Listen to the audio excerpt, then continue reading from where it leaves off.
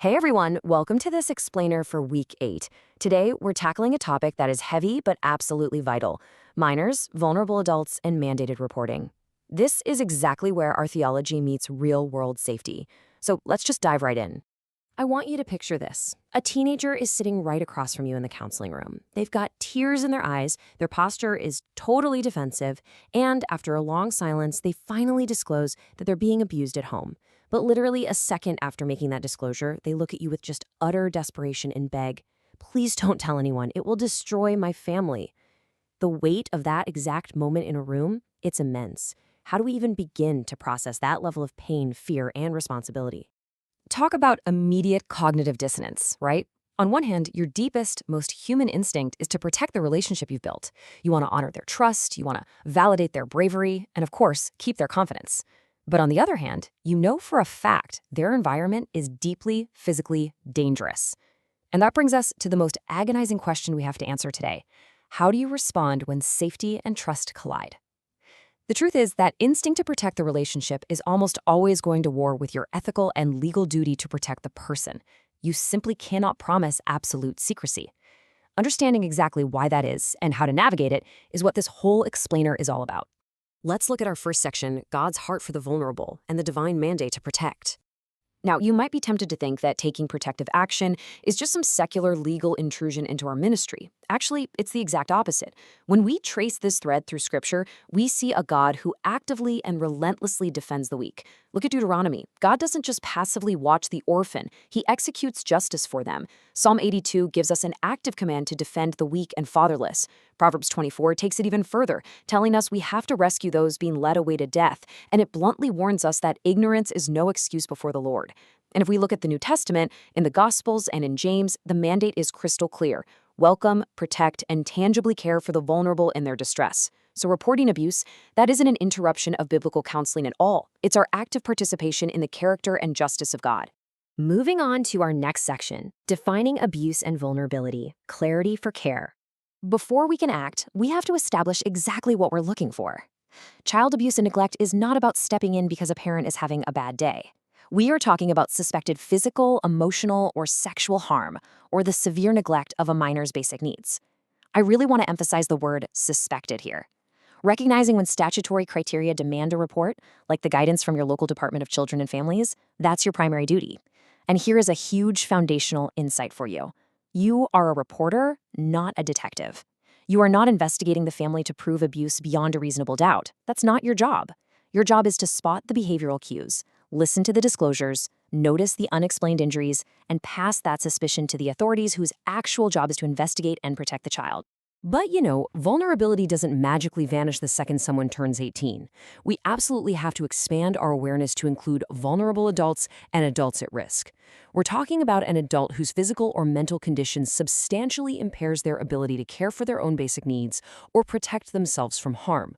To put that into perspective, think of folks suffering from severe cognitive decline, maybe a traumatic brain injury, or severe developmental disabilities. They face very unique risks of abuse or even severe self-neglect, and they require the exact same protective reflex from us as a 5-year-old child would. And that naturally brings us to elder abuse. This requires us to step in and involve adult protective services, or even call 911 in an emergency. Elder abuse can for sure be physical or involve severe neglect, but we also have to be hyper-vigilant for financial exploitation. This one is tricky because it's often a totally silent form of abuse, or relatives or caregivers coerce an older adult right out of their savings or Social Security. Remember, biblical care never spiritualizes away our duty to protect. You don't just pray for an abused elder, hand them a nice Bible verse, and send them back into a dangerous living situation. No way. You pray for them, you counsel them, and you make the call to protect them. All right, let's look at assent, consent, and parents, navigating family dynamics. Counseling minors is, well, it's a bit of a tightrope walk. It's a really delicate balance between the child's privacy and the parent's legal authority. So we need to understand the functional difference between assent and consent.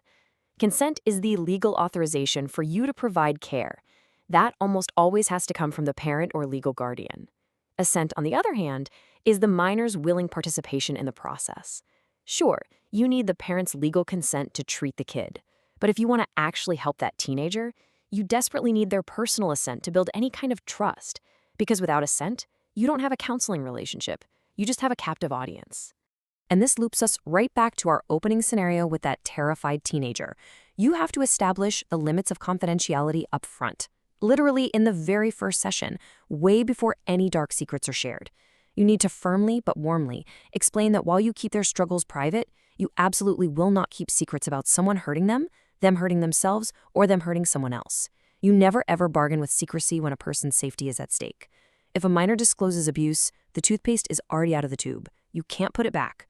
You just have to gently remind them of what you talked about on day one, that because you care so deeply about them, you're ethically bound to take steps to keep them safe. Next up, the mandated reporter role, or knowing your lane. You literally have to know your lane here and the specific duties assigned to it. We have to carefully separate our role as a biblical counselor from the statutory duties of licensed professionals. The biblical counseling role is fundamentally ministry-based. It's theological soul care and discipleship. The licensed professional or mandated reporter role, that involves clinical care tied to very strict statutory duties under state law. The danger of mixing these hats up is huge. If a biblical counselor falsely assumes they have the legal privilege of, say, a licensed clinical psychologist or a Catholic priest, they might illegally withhold a report. On the flip side, an unlicensed ministry leader needs to know exactly what their specific state laws say about clergy or lay counselor reporting requirements. You've got to communicate clearly to your counselee which role you occupy, so they know exactly how their sensitive information is going to be handled legally. Which takes us to protective action and protocols, the hands of care. So, knowing your role is only half the battle. Knowing the precise steps to take in the heat of the moment is the other half. When danger is present, your ethical discernment has to be incredibly fast. You need an immediate protective action workflow. Step 1. Ensure immediate safety. If danger is imminent, do not hesitate. Call 911. Step 2. Consult leadership, current law, and your ministry's policy. Do not try to carry this immense burden alone. Bring in your supervisor or elder board to make sure you're legally compliant. Step 3. Report to designated authorities, like Child or Adult Protective Services. And finally, Step 4. Document your decisions truthfully. That means writing down direct quotes from the counselee, explicitly noting the behaviors you observed and listing the exact steps you took. What it doesn't mean is writing down unnecessary speculation. You record the cold, hard facts, not your subjective guesses about a parent's hidden motives. All right, let's wrap things up with our Week 8 assignments, translating insight into action. To make sure you don't just freeze up when a real crisis lands on your desk, your assignments this week are super practical. First, you'll complete an abuse reporting simulation. This is going to give you a safe environment to practice navigating that agonizing cognitive dissonance between trust and safety that we talked about earlier. You are also going to create a one-page report and documentation workflow tailored to your specific ministry setting. That's going to help you build some serious procedural muscle memory.